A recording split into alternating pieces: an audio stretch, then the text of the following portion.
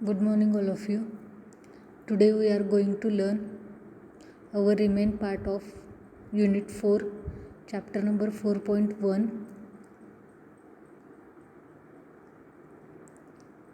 Spelling Rules. Okay, तर बघा, आत्तापर्यंत आपण 6 रूल बघितले होते. तर आता तिथून पुढे सुरुवात करूयात. Rule number 7, if consonant I falls at the end of word it is doubled even though the last syllable is not stressed. L. If consonant L falls at the end of a word, it is doubled even though the last syllable is not stressed. तर बघा, for example,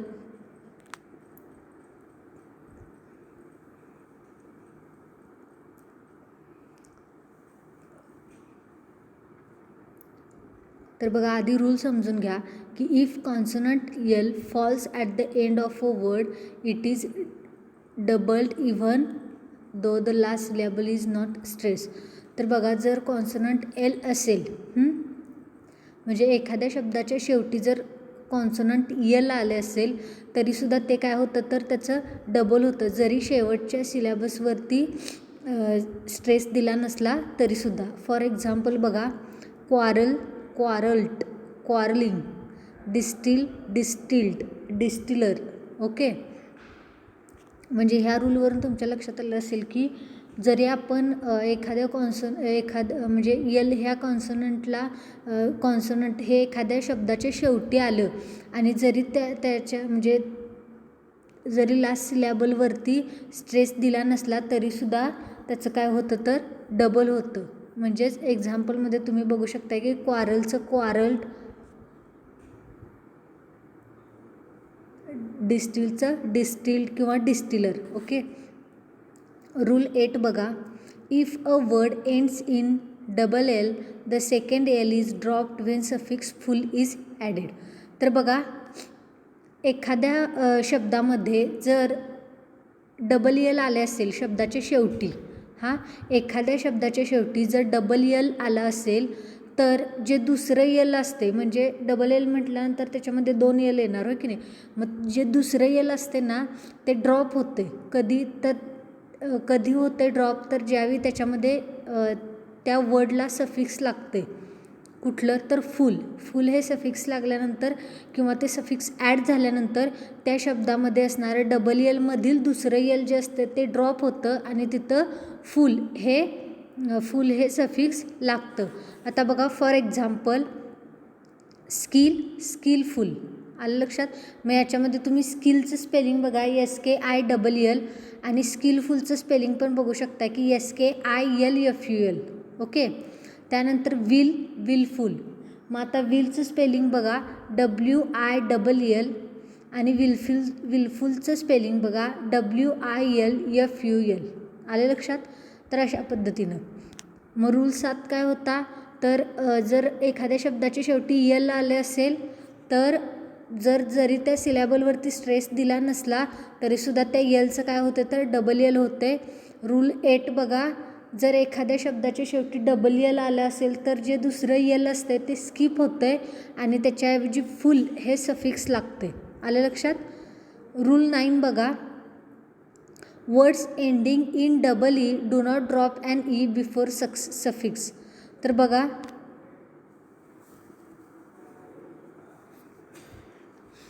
आता double यलमध्ये जसं दुसरं L drop होते तसा नियम प्रत्येक ठिकाणी लागू होतो असा नाही. ओके,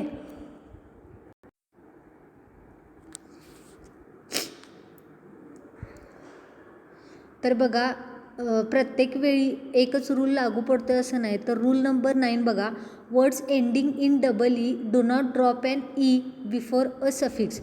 तर जसं आपण डबल यल आल्यानंतर एक यल ड्रॉप होता असं बघितलं, दुसरं यल. ओके, तर तसंच words ending in double E, तर एखाद्या शब्दाच्या शेवटी जर समजा डबल ई असेल तर त्यातलं जे दुसरं असेल किंवा पहिलं असेल कुठलंच ई काय होत नाही, तर ड्रॉप होत नाही. कधी तर सफिक्सच्या आधी, तर ते आहे तसंच राहतं. आता फॉर एक्झाम्पल बघा, सीईंग. मग आता सीचं स्पेलिंग बघा, SEE, आणि सीईंगचं स्पेलिंग तुम्ही बघू शकता की SEEING. ओके, त्याचबरोबर ॲग्री. AGREE आणि ॲग्रीमेंट AGREEMENT. आलं लक्षात. त्यानंतर रूल 10 बघा, words ending with IE change the IE to Y when ING is added. हां, आता रूल नंबर 10 बघा, एकदम सोपा रूल आहे. जर समजा एखाद्या शब्दाच्या शेवटी IE असेल हां आणि त्या शब्दाला जर ING प्रत्यय हा लावायचा असेल, लक्षात घ्या मी नीट काय म्हणते ते. एखाद्या शब्दाच्या शेवटी जर IE असेल आणि त्या शब्दाच्या शेवटी जर समजा ING हा प्रत्यय लावायचा असेल तर त्या IEचं रूपांतर वायमध्ये होतं आणि मग ING सफिक्स लागतं. आलं लक्षात. फॉर एक्झाम्पल बघा, डाय DIE, मग डायच्या शेवटी काय आले तर शेवटचे 2 अक्षरं कुठले आहेत, IE. मग त्या IEचं रूपांतर कशामध्ये होतं, वायमध्ये, आणि त्याला मग ING प्रत्यय लागतो. टाय टाईंग, लाय लाईंग. आलं लक्षात. त्यानंतर रूल 11 बघा, फायनल वाय. तर बघा याच्यामध्ये आता 11A हा याच्यामध्ये आपल्याला त्यांनी 2 रूल्स दिलेले आहेत, 11A अँड 11B. तर 11Aचा रूल काय आहे बघा, if a word ends in a consonant Y the Y changes to I unless the suffix begins with I.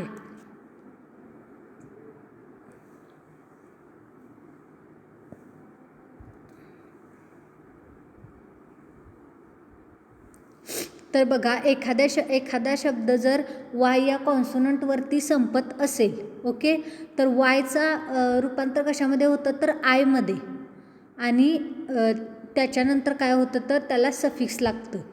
येते का लक्षात. जर एखाद्या शब्दाच्या शेवटी वाय असेल तर त्याचं रूपांतर आय होतं, आयमध्ये होतं, म्हणजे वायच्या ऐवजी आपण तिथं आय लिहितो आणि त्यानंतर त्याला जे कुठलं सफिक्स असेल ते लागतं. आले लक्षात. आता त्याचं फॉर एक्झाम्पल बघा, beauty, beautiful, beautify, beautician. Happy, happiness, happily, happier, happiest. Angry, angrily, angriest, angrier. Pretty, prettier, prettiest. Ready, readily, readiness. Dry, dried, but drying. Defy, defies, defied, but defying. Apply, applies, applied, but applying. Company, companies, difficulty, difficulties. आलं का लक्षात. आणि 11B rule बघा, Y followed by a vowel does not change. हां, आता एक लक्षात घ्या की ज्यावेळी 11A रूलमध्ये काय आहे तर ज्यावेळी वाय जे असतं हां ते जर वाय हे वाय या अक्षराच्या आधी किंवा वाय या कॉन्सोनंटच्या आधी जर समजा व्यंजन आलं असेल किंवा काय म्हणतो आपण तर 11Bचा रूल काय आहे तर Y followed by a vowel does not change. म्हणजे समजा वाय हे जे अक्षर आहे ते एखाद्या किंवा वाय हे व्हॉवेल आहे हे एखाद्या शब्दाच्या समजा शेवटी आलं आणि त्या वायच्या आधी जर व्हॉवेल असेल म्हणजे व्हॉवेल कुठले कुठले आपले तर 5 व्हॉवेल आहेत AEIOU. तर या 5 व्हॉवेलपैकी एखादा अक्षर असेल वायच्या आधी म्हणजे एखाद्या लक्षात घ्या मी काय म्हणते एखाद्या शब्दाच्या शेवटी वाय असेल पण त्या वायच्या आधी किंवा पूर्वी एखादं व्हॉवेल असेल AEIOU या 5 अक्षरांपैकी एखादं अक्षर असेल तर त्याच्यामध्ये म्हणजे वायमध्ये कुठलाही फरक पडत नाही म्हणजे वाय आहे तसं घेतलं जातं. आता इथं बघू शकता तुम्ही for example prayed, play player, played playing, keys, trolley trolleys. आलं लक्षात. आणि त्याचं एक्सेप्शन आहे बघा paying but paid, saying but said, laying but laid, daily, gaily. Okay, तर अशा पद्धतीनं हे एवढे रूल्स आपण बघितलेले आहेत. आता पुढचे रूल्स बघूयात.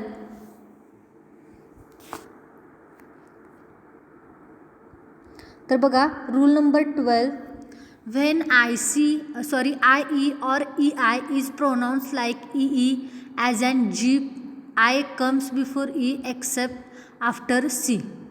तर बघा फॉर एक्झाम्पल म्हणजे हा रूल बघा कसा आहे, तर व्हेन आय ई और E I is pronounce like double E, तर ज्यावेळी आय ई किंवा ई आय हे डबल ई सारखे प्रोनाऊन्स केले जातात.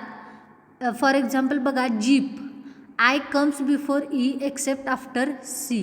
हां, तर बघा तर त्यावेळी आय हे काय केलं जातं तर ईच्या आधी येतात. हां, for example achieve, field, believe, relieve, grieve, yield, receive, receipt, deceive and conceive, conceit. Okay, आणि त्याचे एक्सेप्शन्स बघा seize, protein, counterfeit, weird, surfeit, leisure, neighbour, ancient, proficient.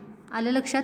त्यानंतर रूल नंबर 13 बघा, while making plural form of words ending in S, double S, Z, C H, S H and X, E S is added to the word. तर बघा एखाद्या शब्दामध्ये आपल्याला जर त्याचा एखाद्या शब्दाचा प्लुरल फॉर्म जर करायचा असेल आणि एखाद्या शब्दाची शेवट ही S, double S, Z, C H, S H, X, E S या जर शब्दांनी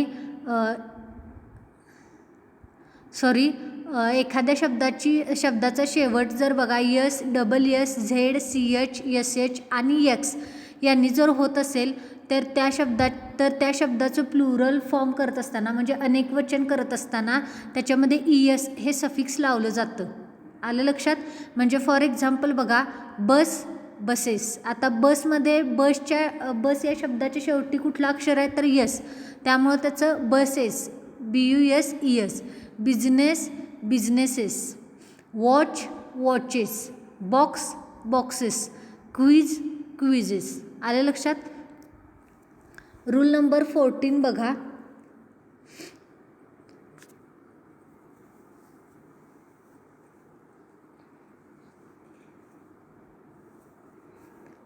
while making plural form of words ending in f or fe, the final f or fe changes to ves. बघा while making plural form of words ending in f or fe, जर एखाद्या शब्दाच्या शेवटी F असेल किंवा fe असेल आणि त्याचं जर आपल्याला अनेक वचन करायचं असेल तर बघा द फायनल एफ और fe चेंजेस टू VES. तर जे शेवटचे यफ किंवा fe असते त्याचं रूपांतर कशामध्ये होते तर VES मध्ये. आले लक्षात. आता फॉर एक्झाम्पल बघा calf, calves, loaf, loaves, thief, thieves, leaf, leaves, shelf, shelves, knife, knives, wife, wives, half, halves, life, lives, yourself, yourselves. आलं लक्षात. आणि त्याचे एक्सेप्शन्स आहेत बघा, म्हणजे अपवाद आहेत काय, चीफ, चीफ्स हे आहे तसेच राहतात. ओके, स्पूप, स्पूफ्स, रूफ, रूफ्स, ओफ, ओफ्स. आलं लक्षात. तर अशा पद्धतीनं हे आपण एवढे रूल बघितलेले आहेत. त्यानंतर बघा आता आपण जो आत्ता रूल बघितला यफ किंवा fe असेल एखाद्या शब्दाच्या शेवटी तर त्याचं फायनल कशामध्ये चेंज होतं तर VES मध्ये. हा होता रूल नंबर 14A. आता 14B बघा, some words can have both endings VES और एस. आता काय काय असे शब्द असतात की त्या शब्दांच्या शेवटी VES किंवा यस हे दोन्ही पण चालतं. आलं लक्षात. म्हणजे या दोन्हीपैकी तुम्ही कुठलंही जर सफिक्स लावलं त्या शब्दाला तर ते चालून जातं. आता फॉर एक्झाम्पल बघा स्कार्फ, स्कार्फ्स और स्कार्फ्स. आलं लक्षात. डॉर्फ, ड्वार्फ्स और ड्वार्फ्स, व्हॉर्फ, व्हॉर्व्स और व्हार्फ्स, हँडकरचीफ, हँडकरचीफ्स और हँडकरचीव्ज. आलं लक्षात. अशा पद्धतीनं इथं आपण काय करतो तर हे रूल्स बघतोय. त्यानंतर बघा आता आपण रूल 14A बघितला, 14B बघितला, तर 14C बघा, words ending in double F take only S to make the plural. हां, आता सगळ्यात महत्त्वाची गोष्ट बघा, एखाद्या शब्दाच्या शेवटी जर डबल एफ आलं असेल, हां जर एखाद्या शब्दाच्या शेवटी डबल एफ आलं असेल तर त्याचं जर आपल्याला अनेकवचन करायचं असेल तर त्या डबल एफच्या नंतर फक्त यस हा प्रत्यय लावायचा. आलं लक्षात? लक्षात घ्या मी काय म्हणते, एखाद्या शब्दाच्या शेवटी जर समजा डबल एफ आलं तर ते डबल एफ आहे तसंच ठेवायचं आणि त्याच्या पुढे फक्त यसचा प्रत्यय लावायचा जर तुम्हाला त्या शब्दाचं अनेकवचन करायचं असेल तर. येते का लक्षात? एखाद्या शब्दाच्या शेवटी जर डबल एफ असेल आणि त्या शब्दाचं जर तुम्हाला अनेकवचन करायचं असेल तर फक्त त्या डबल एफच्या नंतर काय लावायचं आहे तर यस हा प्रत्यय लावायचा आहे. आता बघा फॉर एक्झाम्पल बघा, क्लिफ्स, टॉफ्स, स्कफ्स, स्निफ्स. आलं लक्षात? त्यानंतर रूल नंबर 15 बघा, ॲडिंग सफिक्स ly. आता बघा ly हे कसे लावायचे एखाद्या शब्दामध्ये किंवा एखाद्या शब्दाच्या शेवटी lyचा सफिक्स कसा लावायचा बघा. ly is added to the words ending in full then we have double letters.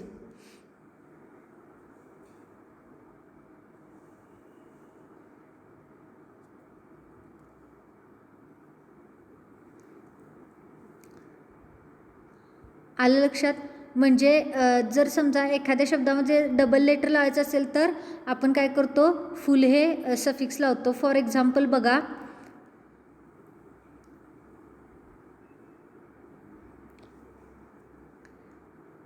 Careful, carefully, faithful, faithfully, grateful, gratefully, beautiful, beautifully. आलं का लक्षात? तर अशा पद्धतीनं आपला रूल नंबर 15 पण झालेला आहे. त्यानंतर रूल नंबर 15 मधलाच हा पुढचा आहे बघा, ly is directly added to the words ending in E. तर कधी कधी काय होतं बघा, एखादा शब्द जर एखाद्या शब्दाचा शेवट हा जर ईने होत असेल तर तिथं ई न काढता ईच्या पुढंच लगेच काय केलं जातं तर ly हा प्रत्यय लावला जातो. आलं लक्षात? बघा लक्षात घ्या, एखाद्या शब्दाच्या शेवटी जर ई असेल तर ई न काढता ईच्या पुढेच ly हा प्रत्यय लावला जातो. ओके. फॉर एक्झाम्पल बघा, lovely, like, likely, lively, completely. Okay. तर अशा पद्धतीनं आपला इथंपर्यंतचा हा पाठ झालेला आहे आणि जो काय नेक्स्ट चॅप्टर असेल किंवा नेक्स्ट पार्ट असेल तो आपण नेक्स्ट लेक्चरला बघूयात. If you have any problem with this content you can contact me. जर काय समजलं नाही तरीसुद्धा तुम्ही मला कॉन्टॅक्ट करू शकताय. ओके. थँक्यू.